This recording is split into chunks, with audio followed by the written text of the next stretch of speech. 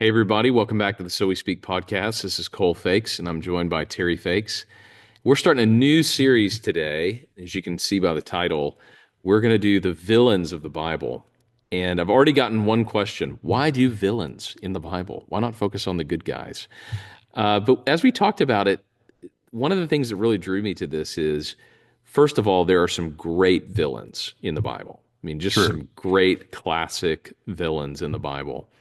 But secondly, if you want to look at the biblical story, you want to get the biblical principles of these stories, a lot of times God does his most amazing work in what seem like the worst times.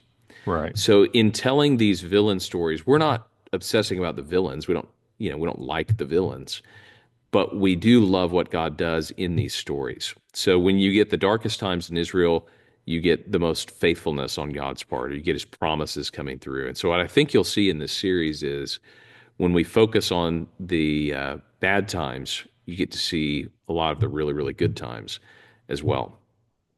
Now, how are you going to do this? Is this a countdown? Are we going to start with number five, four, three, two, one? Is this a build up to the worst villain in the Bible?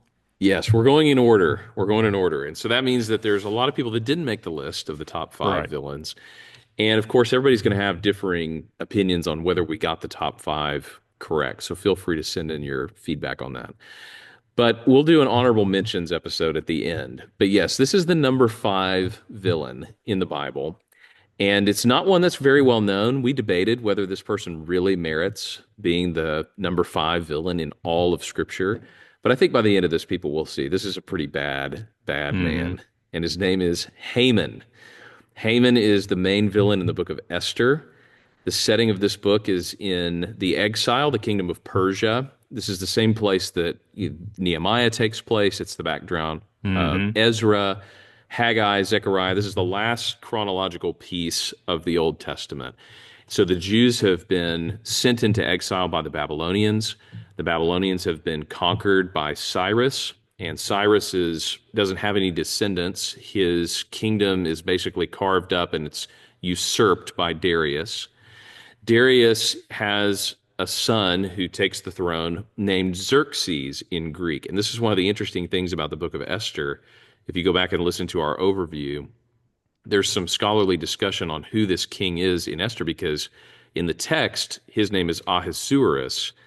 And putting the timeline together, we know that his name was Xerxes. And the simple thing here to work out is one of them is the way the Hebrews transliterate the name, and one of them is the Right. way that the Greeks transliterate the name. So we actually know a lot about Xerxes in history. He ruled from 485 to 465 BC, son of Darius the First. Darius the Great has these famous battles against the Greeks. Hmm. So we talked about this in our Empire series. If you think kind of the golden age of the battles of the Greeks and the Persians, this is what you're talking about. It's these very guys.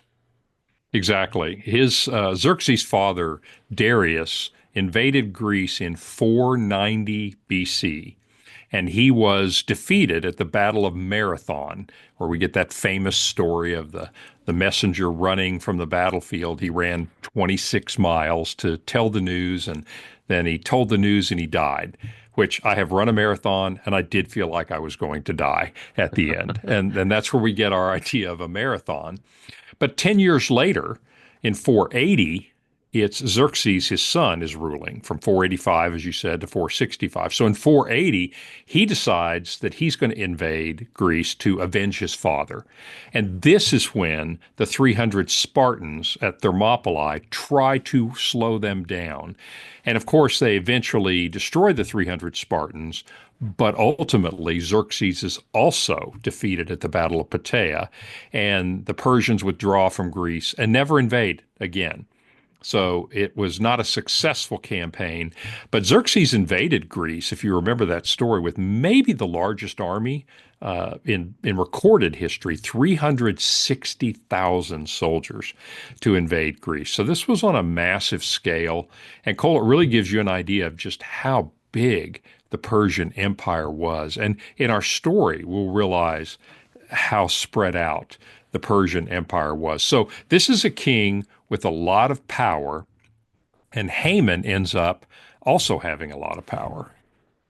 Yeah, that backdrop is helpful because the story of Esther takes place after Xerxes has been defeated. So he's licking his wounds.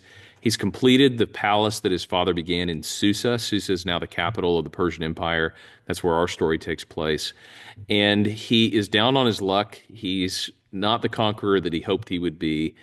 And he is trying to rebuild. And you can just infer, this is not in the text, but you can kind of infer that because there's trouble abroad, there's trouble at home. And Hmm. so he dispatches his queen. He holds the beauty pageant for the new queen. And in the midst of this story, when Esther is being selected, we're introduced to a new character. In chapter 3 of the book of Esther, we're introduced to Haman, the Agagite, which is kind of a mouthful to say. And this, to any Hebrew listening to this would have been an ominous, foreboding detail that Agag is the name of a couple of Amalekite kings. And so you've got to go Hmm. back and do a little bit of Old Testament history here. The Amalekites are villains in the story of Israel. They're the ones that God says, the sins of the Amalekites have not reached their limit yet.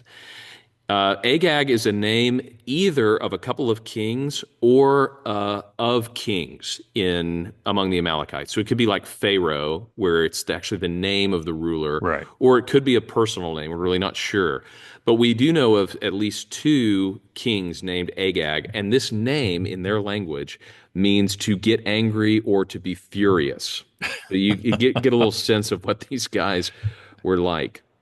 In 1 Samuel 15, Agag is the king of the Amalekites, and Saul is commanded to go and destroy all of the Amalekites. This is into the reign of Saul a little ways, and we start to see the downfall of Saul in this story because God commands him to go and destroy the Amalekites, and he Hmm. doesn't. In 1 Samuel 15, 8 and 9, it says, He took Agag, the king of the Amalekites, alive and devoted to destruction all the peoples with the edge of the sword. But Saul and the people spared Agag and the best of the sheep and of the oxen and the fattened calves and the lambs and all that was good, and would not utterly destroy them. All that was despised and worthless they devoted to destruction. So what you have here is the faithlessness of Saul. He starts out, as a pretty good king, but then he starts to do his own thing. And after this story, God actually rejects Saul and has Samuel go and anoint David. So this is the backdrop, and to any Hebrew, you would be thinking, "Oh, a descendant of Agag." Well, this is a Hmm. historic enemy of the Right. Jews. Of the Jewish people in general. Well, speaking of the Jewish people in our story, obviously we have Esther, the young girl. Esther is an orphan, and she is being raised by a Jewish man, relative of hers, named Mordecai.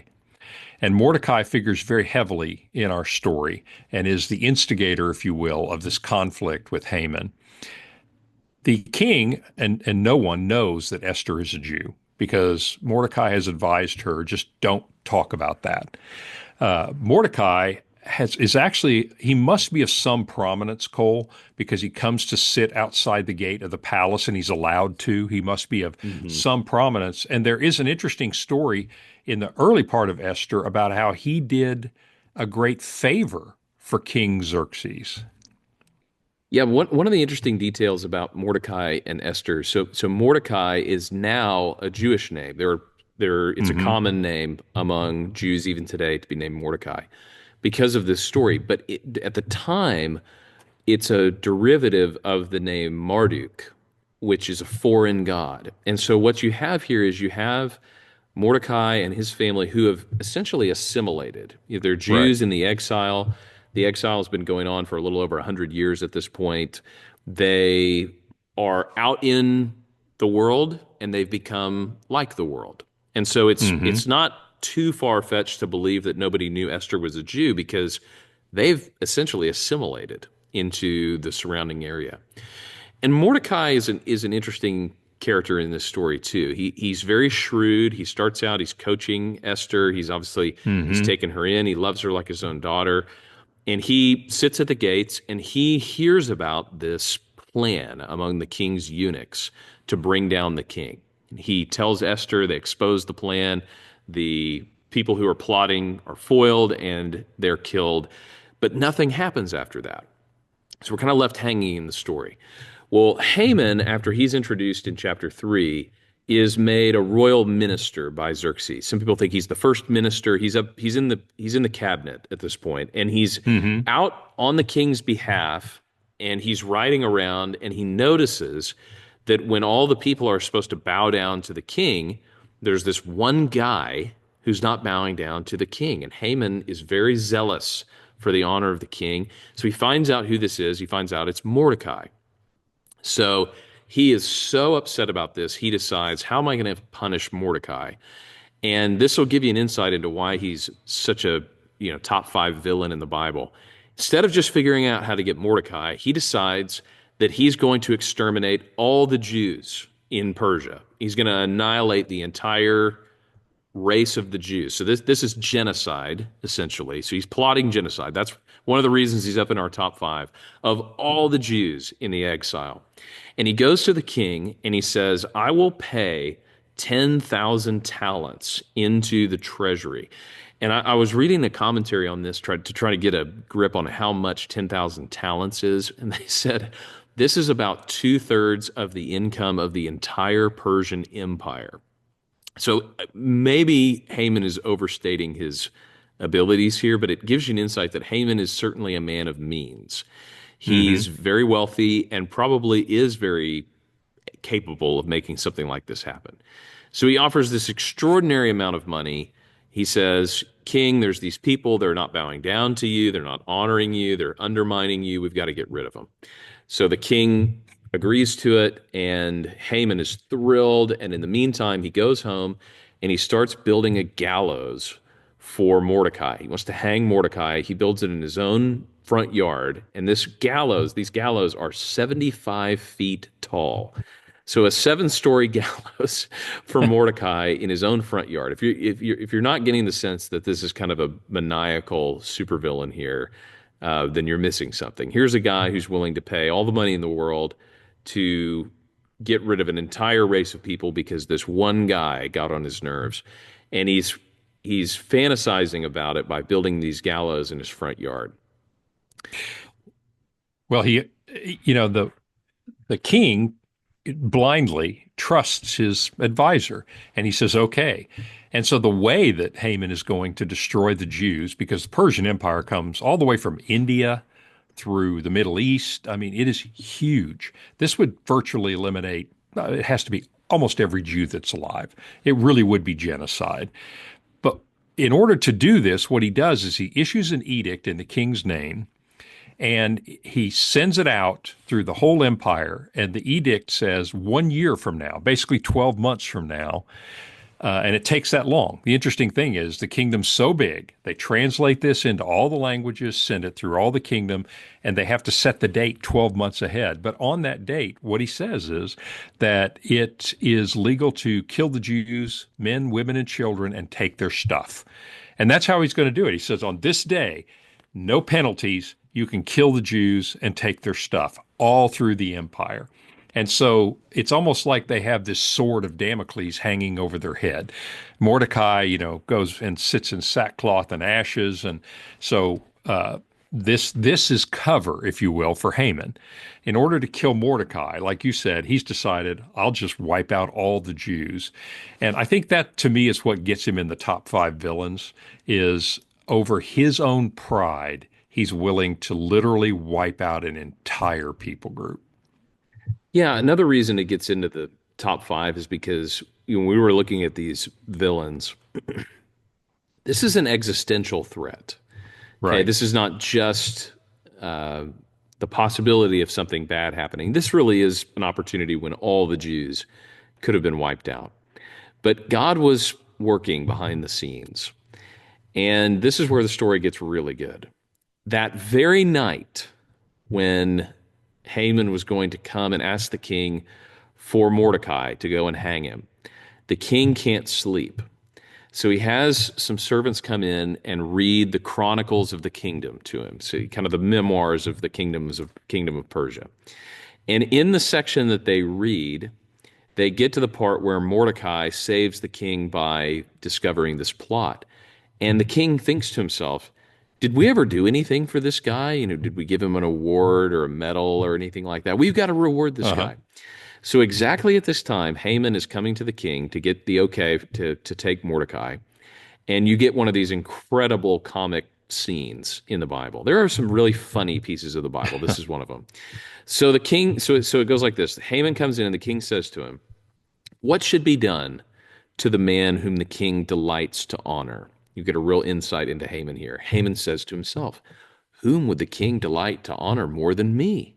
And Haman said to the king, "For the man whom the king delights to honor, let the royal robes be brought, which the king has worn, and the horse that the king has ridden, and on whose head a crown is set, and let the robes and the horse be handed over to the one of the king's most noble officials, and let them dress the man whom the king delights to honor, and let them lead him on the horse through the square of the city, proclaiming before him, Thus shall it be done to the man who the king delights to honor." Then the king said to Haman, "Hurry, take the robes and the horse, as you have said." And Haman's thinking here, and put them on. Haman's got these delusions of grandeur. Essentially, what he's asking for here is to be treated like the king. He wants Like to the king. wear the king's clothes, ride the king's horse, the crown that sat on the king's head. He wants the king's footman to dress him. He wants to be the king, basically. The king says, "Okay, great. Hurry, take the robes and the horse, as you have said, and do so to Mordecai, the Jew who sits at the king's gate. Leave out nothing that you have mentioned." The king's like, "I couldn't have thought of it better myself. Take all the things that you've mentioned and go and do this to Mordecai." Well, Haman is mortified at this. He has to go, and he's the one that ends up having to dress Dress Mordecai him. and Hmm. lead him on the horse and take him through town, and everybody's cheering him and praising him. And it's this great irony moment for Haman. So after a long day of leading Mordecai, the man he thought he was going to have finally and kill, he honors him. He's completely embarrassed by it, but his day is actually about to get much worse. Yeah, meanwhile, Mordecai, even though he's been honored, they still have this death sentence for the Jews hanging over their head. I mean, this edict that on a certain date, everybody in the empire can attack the Jews is out there. So Mordecai is in a much better position, but it really hasn't saved the Jews. He's got to do something about that edict. So he decides, Esther, I will tell Esther that she has to talk to the king about this. But the problem is, Esther knows and replies to Mordecai that approaching the king uninvited can be punished by death.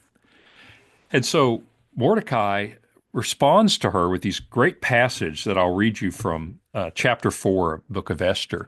He sends word to her, and he says, this is an existential crisis. He says, "Do not think that you in the king's palace will be spared any more than the other Jews." Of course, now they don't know that Esther is a Jew, because if you keep silent, relief and deliverance will be for the Jews from another place. Listen to the confidence of Mordecai. Mm. "But you and your father's house will perish, and who knows whether you have not come to the kingdom for such a time as this." And basically, she responds and says, "Fast and pray, and then I will go to the king, even though it's against the law, and if I perish, I perish." Mm. But you know what's interesting? Instead of just approaching the king and saying, "Hey, I have a request," she actually does this in a little more clever way than that. Yeah, she decides to call a feast, and this will give her the opportunity to present this to the king. And it's a reversal in some ways of the unwise decisions of Queen Vashti at the beginning of the story, who embarrasses the king. Esther goes about this in a very wise way. She calls a feast, she invites the king, she also invites Haman. And there's a great picture of this by Rembrandt, and it's in the Pushkin Museum in Russia, of Ahasuerus and Haman at the feast of Esther. It's a great picture of Esther and the king in the light, and then kind of lurking in the shadows at the other end of the table is Haman. And the king uh, comes to the feast, and Esther says, "There's somebody planning to annihilate my people and to get rid of us and to kill us, and he's doing it in the king's name." And the king is furious about this. He says, "Who would do this? Where is this man?" And in this killer scene, Esther says, "A foe and an enemy, this wicked Haman." And the king is incensed and says he stops feasting and drinking, and he calls in his servants to take Haman, and they drag him away. And one of the servants mentions, "Well, you know, Haman was building these giant gallows in his front yard. We could use the gallows." And so Haman is taken and he's hanged on his own gallows. And then because they can't reverse the order, because once something has Hmm. been signed by the king, they can't, his word is Can't be law. undone. Right. They come up with a plan with Mordecai to allow the Jews to defend themselves. And so they defend themselves on this day of reckoning. They end up killing the 10 sons of Haman in the battle that takes place. The Jews come out unscathed, and they end up making this kind of a national holiday. In fact, it's still a Hmm. holiday that's celebrated today. Purim is the holiday that's celebrated in remembrance of this event. So all ends up well in the end, and God provides in an amazing way. He works through the political systems, he works through dreams, he works through irony. You really get to see, even though we're focusing on this great villain, you get to see Hmm. God provide for his people in an amazing way. So I think the question for us would be, okay, so why does he make the list? Why does Haman make the top five villains in the Bible? Well, for me, the two reasons. First, of course, he's a genocidal supervillain. He's a supervillain. He's not just attacking Israel or doing something like that. He really is trying to wipe out all of the Jews. And perhaps the second thing in my mind is I think it's ironic because even though God's name is never mentioned in this book, you see God's hand several times as you told this story in this book. And Haman's undoing is really brought about by Haman and his pride and his sin. And so there's this poetic justice, if you will, that the one who is going to kill everyone, and it ends up that his own line, his own family ends up being killed. So those are a couple reasons I think he is a supervillain. What about Yeah, you? I agree with you. I think one of the things about this book that's so unique is it's the one book of the Bible that never mentions the name of God. And a lot of people have made different points out of this. I think in some sense it's a non-issue. God is not Hmm. mentioned, but God is present. But that Hmm. but that actually is an interesting point in these villain stories is you think from this story that Haman is the one in charge. He's the one that Right. has the means, he's the one that has the power, he's the one that has the ability to bring about his ends, which is to get rid of the Jews. But by the end of the story, you realize it wasn't Haman that had the power. As bad as Right. he is, it's God who's orchestrating the story. It's God who's driving the events. And so we see God's provision and his faithfulness in this story, even though he's acting kind of, behind the scenes, if you will. And that's a great lesson for us to take away is that there are moments where it seems like God is not present. Other Hmm. people are really driving events and they're having their way in the world, but that's an illusion. God is always the one who is driving the events of the world. And I it's subtle sometimes because, you think about this story, God's power is exercised through the subtle fact that Esther ends up being the king's favorite and the queen, and the Mhm. subtle fact that the king can't sleep and just happens to Yeah. get read this story. So, God exercises his power in more subtle ways too. Yeah, there's a big theme of irony in this story as well. Hmm. In fact, the Book of Esther reads kind of like a Shakespeare play or something. You know, it's almost perfect the symmetries on that run through this story. In fact, Greg Beale has a book about irony in the Bible and reversals in the Bible, and he takes Hmm. this as one of the key passages because at every turn, it's Haman's vicious pursuit of Mordecai that leads to his own undoing. So this mirrors a lot of what you see in the Bible, especially in the Old Testament. You think of the eye for an eye, a tooth for a tooth. Hmm. Haman's hatred of the Jews is the very thing that brings him down. In fact, Right. he's building these gallows. He's hung on his own gallows. The Uh-huh. irony of the king talks about blessing someone, and he thinks it's him, so he ends up having to bless someone else and he's humiliated. And this theme actually runs all through the Bible. The Hmm. enemies of God are not just defeated, they are often embarrassed. And you see Paul talk about this when he says that the powers of this world have been opened up to shame at the Right. cross. And in some sense, Satan himself is undone in this same ironic kind of way. He thinks that by bringing death into the world, by convincing human beings to sin, by having Jesus crucified on the cross, that death is going to have the last word. But instead, Jesus defeats death by dying. It's a great Hmm. ironic theme in the Bible. It's actually this weapon that Satan thought was going to be the final answer to get back at God ends up being his own undoing when death is defeated by death on the cross. So I love that Haman is an emblem of the way that God likes to deal with enemies. He can do several things. He can turn enemies into friends by forgiving them, Hmm. but the ones that are intractable, like Haman, he often doesn't do it in a show so much of aggression as he does by allowing things to take its course and allowing their own sins to find them out. Haman's undoing is his own evil, not somebody else's evil visited back on him. Yes. And one last thing that you put in your notes for this episode was the Amalekite connection. And I think one thing we forgot to mention is that Mordecai is from the tribe of Benjamin, Hmm. and somebody else famous was from the tribe of Benjamin. And one thing to me that makes him interesting is this subtle historical connection with the Amalekites. Yeah, this I think is the coolest part of the Haman story. He is a son of Agag, as we talked about, of the Amalekites. But when we're introduced to Mordecai, we find out that he is a son of Saul from the tribe of Benjamin. So Haman is this ghost from the past. He's the remnant of the Amalekites that should have been destroyed. And Right. so, hundreds of years later, you realize, oh, this really did come back to bite them, Uh-huh.